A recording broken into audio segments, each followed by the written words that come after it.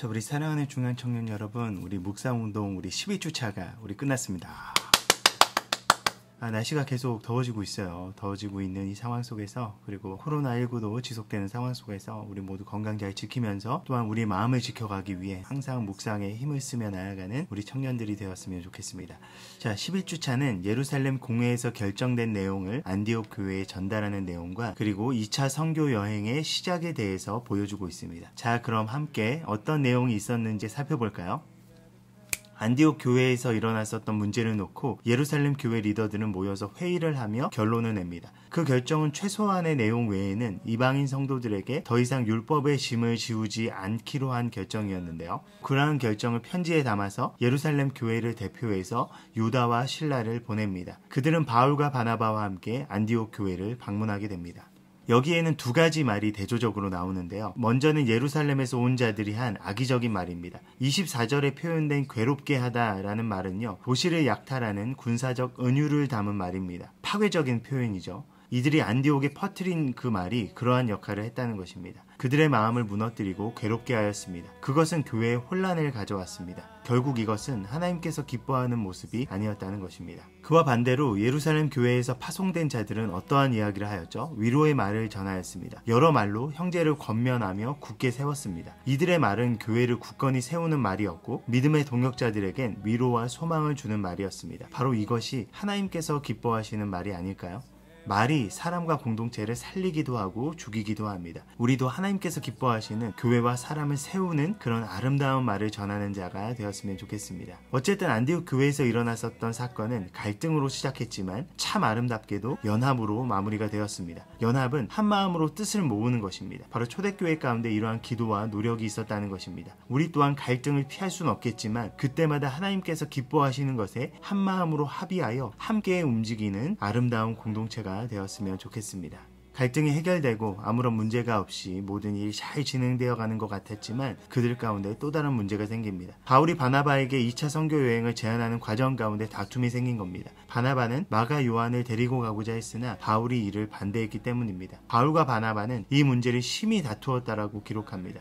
여기서 사용된 단어는 선명한 대립을 뜻하는 단어인데요. 여기서 발작을 뜻하는 패럭시즘이라는 영어 단어가 파생되었습니다. 이때의 갈등과 대립이 그 정도였다라는 것입니다. 이들의 대립되는 분명한 기준이 이성적으로 또한 감정적으로 부딪혔던 것입니다. 예루살렘 교회와 안디옥 교회가 아름다운 화합을 이루는 그 과정 다음에 이 사건이 나타나게 돼서 참 안타깝게 느껴지는데요. 이 둘의 입장이 각자 나름대로 너무나 옳았기 때문에 이러한 충돌이 일어났습니다. 바울의 입장은 이번 선교여행에서 전적으로 믿고 맡길 수 있는 동역자가 필요하다는 것입니다. 지난 선교여행 때 얼마나 힘들었습니까? 육체적으로나 감정적으로나 이루 말할 수 없는 고난을 감당했습니다. 그런 상황 속에서 팀원의 이탈은 팀 전체적인 분위기에 얼마나 안 좋은 영향을 끼쳤겠습니까? 바울은 이러한 일이 또 일어나지 않기를 바랬습니다. 그런데 바나바 입장에서 보면 이것도 맞는 말입니다. 그때 미숙해서 실수한 거니 또 한 번 기회를 줄 수 있어야죠. 바울과 바나바는 이러한 부분에 대조적인 성향을 가졌습니다. 바울은 참 열정적인 사람이었는데요. 그렇기 때문에 어떤 것이든 빠른 성과가 나타났습니다. 그런데 그런 성향이 가지는 치명적인 약점은 바로 사람을 잘 돌보지 못하는 데 있습니다. 언제나 목표를 중심으로 달려가다 보니 빠르게 무언가를 성취할 수는 있지만 그로 인한 관계의 부작용이 따라오기도 합니다. 바로 이 본문에서 명확히 보여주는 부분이죠. 그런 면에서 어찌 보면 바나바는 굉장히 따뜻한 사람이었습니다. 그렇기 때문에 주변에 사람들이 많았겠죠. 일보다는 관계를 중요하게 여기며 세워가는 사람이었습니다. 이런 분들은 관계는 좋은데 또 이를 추진하는 면에서는 많이 더뎌지기도 합니다. 바울은 그렇다고 쳐도 바나바는 격려자요 위로자로 항상 불리던 사람인데 분명하게 다툼이 일어났을까요? 왜냐하면 바나바에게도 두 가지가 걸렸었던 것 같습니다. 먼저는 마가는 바나바에게 단순한 동역자가 아니었다는 데 있습니다. 골로새서 우리 4장 10절에 보면요, 마가 요한을 바나바의 사촌이라고 표현합니다. 가족 관계였습니다. 아무래도 그렇다 보니 다른 관계보다 조금 더 예민할 수밖에 없었겠죠. 또한 인간적인 섭섭함이 바나바에게 들었을 수도 있었을 것 같습니다. 바울이 거기까지 성장하는데 어떻게 보면 바나바가 결정적인 역할을 했잖아요. 예루살렘에서도 바울의 편을 들어준 게 바나바였고요. 다소에 있었던 그를 안디옥으로 데리고 온 것 또한 바나바였습니다. 1차 선교 여행의 실질적인 리더 역할을 바나바가 했었습니다. 한 번쯤은 내 뜻을 좀 따라주면 안 되나? 라는 인간적인 섭섭함이 바나바에게 들었을 수도 있었을 것 같습니다. 그러나 성경은 누가 옳고 그른지에 대해서 언급하지 않습니다. 둘의 갈등이 컸음을 숨기지 않고 보여주고요. 결국 그 둘은 그 문제로 인해서 분리되었고 선교팀은 두 개로 나눠지게 되었습니다.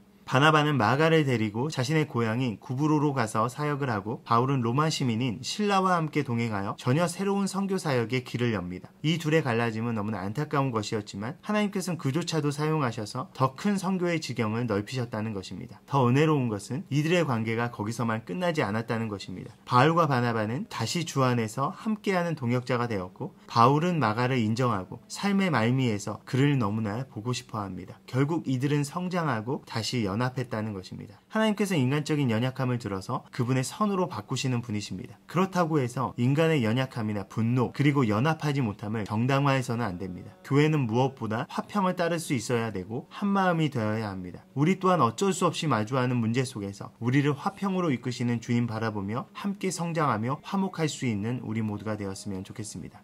이렇게 바울은 신라와 함께 제2차 선교 여행을 떠나게 됩니다. 신라는 예루살렘 교회의 리더이자 안디옥에 보내진 여러 말로 형제의 마음을 굳건하게 하고 권면하는 선지자였습니다. 2차 선교 여행 바울의 동반자였고요. 또한 로마 시민권자였습니다. 라틴어 실바누스의 약자였고요. 다른 서신서에도 등장하게 됩니다. 데살로니가 전후서의 공동 저자이기도 했고요. 베드로전서의 필기자였습니다. 베드로전서는 우아한 형태의 헬라어가 등장하는데요. 바로 신라가 필기했기 때문이라고 이야기합니다. 바울과 신라는 안디옥 교회의 위임을 받아 함께 파송받게 됩니다.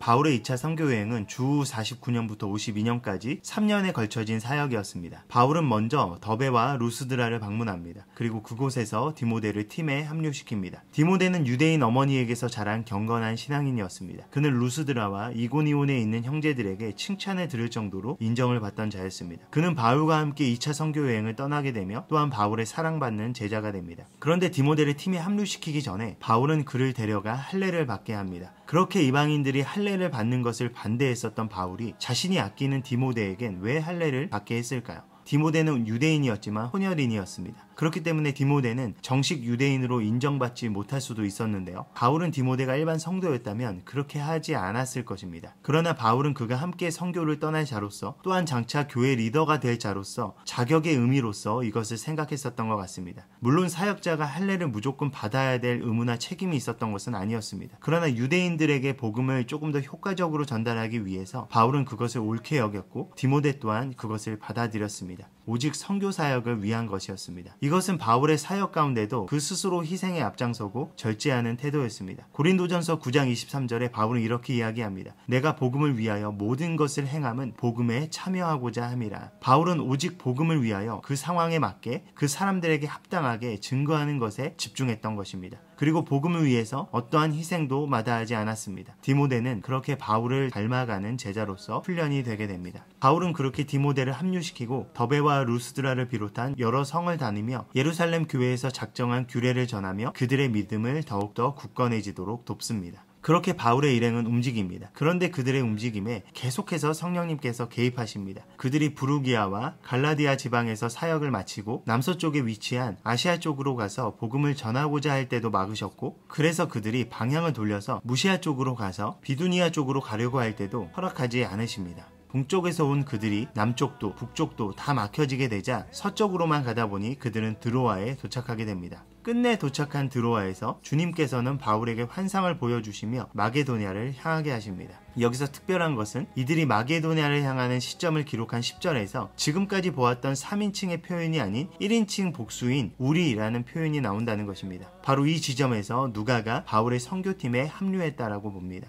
누가는 헬라인 의사였고요. 바울의 동역자가 되어 바울의 주치의가 됩니다. 어쩌면 기독교 역사 최초로 전문인 선교사가 바로 누가였는데요. 그는 이방인으로서 유일하게 성경을 기록한 인물로서 누가복음과 사도행전을 기록합니다. 그는 바울이 로마에서 처형되기 직전까지 그의 곁을 지켰습니다. 바울 일행은 드디어 첫 선교지인 빌립보에 도착하게 됩니다. 빌립보는 알렉산더 대왕의 아버지인 필립 2세가 건설한 마게도냐의 도시였습니다. 빌립보는 아시아와 로마를 잇는 교통의 요지였습니다. BC 168년에 로마의 통치하에 놓여지게 됩니다. 빌립보는 유럽에서 첫 번째로 복음을 받아들이는 도시가 되고 그곳에 세워진 교회는 초대교회 중에 하나가 됩니다. 빌립보에 있는 유대인들이 거의 없었기 때문에 회당 또한 없었는데요. 바울은 기도처를 찾습니다. 그곳에서 바울은 루디아라는 여인을 만나게 됩니다. 루디아는 자주색 물감으로 유명한 두아디라 출신의 여성으로 자색 옷감 사업을 했습니다. 그로 인해 많은 부를 축적하였고 어떠한 경로를 통해서였는지 모르지만 그녀는 하나님을 알던 자였습니다. 바울은 그녀를 만났고 그녀는 바울을 통해 예수 그리스도를 영접합니다. 그리고 루디아를 통해 그의 온 집이 다 세례를 받고 예수 그리스도를 따르는 자들이 되었습니다. 루디아는 빌립보에서 첫 그리스도인이 되었고 자신의 집을 내어주어 기도의 처소, 예배의 처소를 삼게 합니다. 그렇게 루디아의 집이 빌립보 교회가 됩니다. 우상의 도시 빌립보에서 경건하게 하나님을 알아가고자 힘썼던 루디아를 하나님께서 기억하시고 바울을 인도하셔서 예수 그리스도를 영접하게 하시고 빌립보 교회를 세우는 데 중요한 역할을 맡기십니다. 하나님께서는 여전히 루디아와 같은 사람을 찾고 계십니다. 하나님을 진실되게 경외하는 자, 예수 그리스도를 적극적으로 붙들며 알아가고자 하는 자, 그의 몸된 교회를 아름답게 세워가는 자, 바로 우리 한 사람이 바로 루디아와 같이 헌신된 사람이 되기 축복합니다.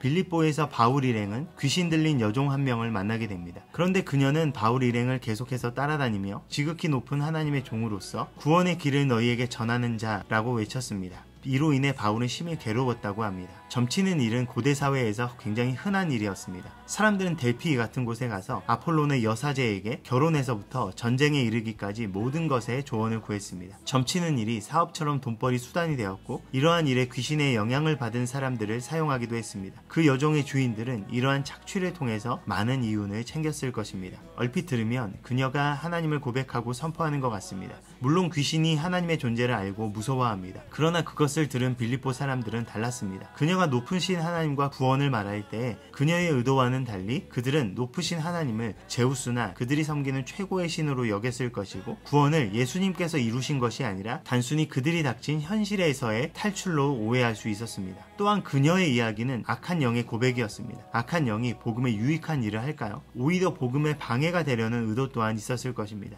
또한 귀신에 들려서 착취의 억압을 당하는 그녀를 향한 하나님 아버지의 마음을 느끼지 않았을까요? 여러모로 그녀를 대하는 바울의 마음이 참 많이 괴로웠을 것입니다. 바울은 몇 날은 반응을 보이지 않다가 결국 그 문제를 다룹니다. 예수 그리스도의 이름으로 귀신을 내쫓아내며 그녀를 자유케 합니다. 그런데 문제가 생깁니다. 그녀로 인해서 수입이 줄자 그녀의 주인이라는 자들이 바로 바울과 실라를 붙잡아 관리에게 넘긴 것입니다. 예수 그리스도의 이름이 그녀에겐 복된 이름이었지만 그 주인들에겐 해로 여겨졌다는 것입니다. 그들은 바울과 실라를 고발합니다. 그리하여 바울과 실라는 옷이 벗겨지고 어떠한 재판도 없이 심하게 매를 맞고 착고가 채워진 상태로 감옥에 갇히게 됩니다. 사실 이것은 로마 시민권자에게는 해서는 안 되는 일이었습니다. 어떠한 절차나 재판도 없이 로마 시민을 결박하고 채찍질하는 것은 로마 정부에 대한 범죄 행위로 취급했습니다. 빌립보 사람들은 바울과 실라가 로마 시민권이 있었을 것이라고 생각하지 못했던 것 같습니다. 또한 바울과 실라도 로마 시민권에 의존했던 것이 아니라 복음을 증거하는 자로서 주의 고난에 동참하는 것을 더 중요하게 여겼던 것 같습니다.